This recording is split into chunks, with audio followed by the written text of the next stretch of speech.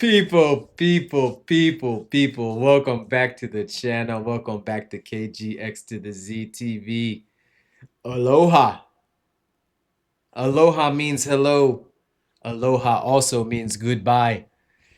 Goodbye, Morgan Rogers, and the links to Arsenal Football Club. You have been hijacked.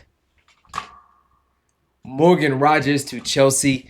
Here we go. 117 of the Queen's finest Sterling. Not Raheem Sterling, but the real Sterling.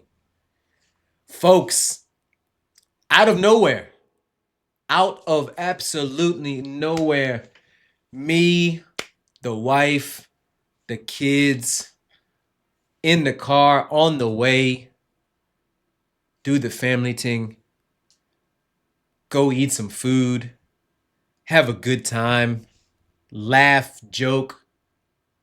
Well, guess what, Arsenal fans? Guess who's laughing now? 10th place, dusty Chelsea, out of Europe. We have no pool. We don't spend the big bread anymore. Guess what? Guess who was talking to Morgan Rogers? Guess who was in his ear? Reece James. They say Reece James doesn't talk too much. He's a leader by example. He must have been doing a whole lot of talking, folks. Chatty Patty. All up in Morgan Rogers' ear. Because apparently, from what I was told, Morgan Rogers only had eyes for Arsenal. It was his number one target, or they were his number one target. It was his number one destination. He wanted to go to the Premier League champions. He wanted to solidify that left wing spot, make it his own. Get the Arsenal Football Club, get the Gooners over the line in the Champions League, where they once again failed. Second place, know your role, SB. And what happens today? We're driving. The wife is driving. It's a lovely day outside. I'm just minding my business. We're just talking about life. Just talking about where we want to go vacation next. Where's the next holiday? What do we want for dinner? What do I need to pick up from the grocery store tomorrow? What kind of errands we got to run tomorrow? And then all of a sudden, you know what happens. Chirp, chirp, chirp, chirp, chirp. Hello. Is that Morgan Rogers on the other line? Oh, you want to come to Chelsea Football Club? We've got room for you, buddy. We have room for you on that left-hand side in that left 10. Xabi Alonso. Pool? Pool? Michael Carrick ain't got no pool. They're getting Andre Santos, who I like Andre Santos, so I'm not going to crash it on him.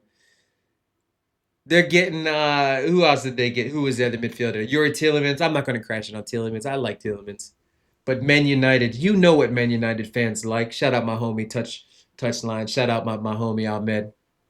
Shout out all the other United fans that I've streamed with over the last few years. Big up each and every one of you. But we know how you roll. You like names. You like designer. Hold that. Hold that. They said my football club was finished. They said we had no more aspirations. They said my manager was a one-trick pony. Did it at Leverkusen, but couldn't do it when the bright lights of Real Madrid were on. They actually said we weren't even going to get Xabi Alonso. They said Iriola. They said Gary O'Neill from Strasbourg. They said all types of names. And what did we do? We went out and got the best manager on the market. We went out and got the best attacking midfielder, creative player available in the English Premier League. And yes, look, did we drop bread? Absolutely. Do I give a fuck? Absolutely not. Absolutely not. Like I tell people all the time, it is not my money. Folks, you know black people rule number one, we don't count other people's pockets. All of our clubs are rich. Even Aston Villa, even the clubs mid-table. Tottenham finished 17th. two windows in a row, and they've spent like 200 some million already. All of our teams have money, folks. All of our teams have money. And we went out silence. Shout out to my homie Biggie, greatest rapper of all time. Said bad boys move in silence and violence. Take it from your highness. 117 million. We saw the Elliot Anderson deal and said, you know what? Aston Villa will throw you an extra million on top.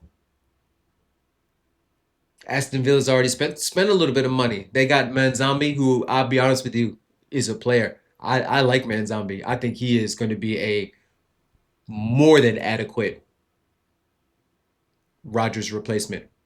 Because we were told, folks, we were told he was pretty much a done deal to Arsenal. He was picking out squad numbers at Arsenal. He was figuring out where to live in North London. He was pretty much signed, sealed, delivered. I'm yours. But guess what? He's not going Arsenal. Todd Bowley, Egbali called him up.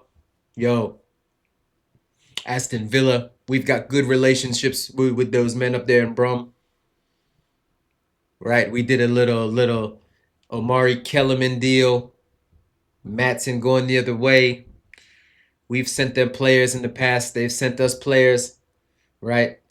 We got who was that guy that we got from him? Plays for Austria, Chuck Carney. We got good relationships, folks. We we move with violence in the transfer market sometimes, right? I was told we had no money. I was told we were buy to sell or sell to buy. My head's gone. I have lost control of the English language, folks. I might start speaking in Spanish. ¿Qué pasó? ¿Todo bien? Estoy muy bien, folks. Muy bien. I'll be honest with you, folks. You know me. I always keep it a buck, always keep it 100. Morgan Rogers was not even on my radar. Once Arsenal was linked with him, once he became Arsenal's number one target, number one priority, I said, hey, this is a no-brainer. Look, I knew they were going to have to come out their pockets for 100 million. I wasn't even going to hold him against it, right? I've seen Elliot Anderson go for 116, and he doesn't get you goals. He doesn't get you assists. He doesn't even get you progressive play. He gets you PMP. He gives you effort. He gives you hard work. Shout out to my man, Graham Souness. I always did rate you, Graham. Dropping real hard facts about that double pivot of Declan Rice and Elliot Anderson. And I'll be honest with you, I like Anderson. I think he's a fine player. I think Declan Rice is a fine player. But I think Morgan Rogers has that little something special about him, right? Goals, assists. You see the ball carrying. The ice cold celebration times 2. Cole Palmer, you're going to have to step it up. You are going to have to absolutely step it up. But do you know the scenes? Do you know the scenes at Stamford Bridge for the first time Morgan Rogers scores? Don't let Morgan Rogers and Cole Palmer both score. If they scored in that opening weekend versus Fulham or away to Fulham and they hit the ice cold, oh, it's over, folks. It is absolutely over. It is absolutely over. Don't forget, I don't think I forgot about you, Paz. Paz had the credit card out ready. Paz said, look, 116 for Rogers, swipe, swipe. Barcola, swipe, swipe. Put that card back in your pocket, Paz. You're not going to need it, homie. You are not going to need it. Matter of fact, yeah. I like that Solus kid that you got. I think he's a fine replacement for Trossard. He is a G&A machine at a good price point. But guess who he's not? He's not Morgan Rogers, folks. He is not Morgan Rogers. Oh, man. What a good weekend that was just made even better. Even better. If I'm going to tell you right now, To all of my subscribers and to those who casually run across this video, big yourself up as always. But if I get a here we go for Alejandro Garnacho this weekend to Roma, a here we go for Chalaba de Como, folks, I'm going to be a problem on these streams, on these panels. I am going to be an absolute problem. And I shouldn't be. I shouldn't be. I still should be hanging my head in disgrace because we actually shit the bed second half of the season last year. We finished 10th. We got one game a week. We're going to have more games on Monday than the fucking Dallas Cowboys. Right? Monday, I already locked off work. Monday at 3 o'clock. I'm unavailable. Davido settings. I'm unavailable.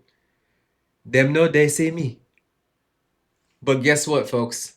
Guess who will be available on Mondays at 3 p.m. Eastern Standard Time? Morgan fucking Rogers.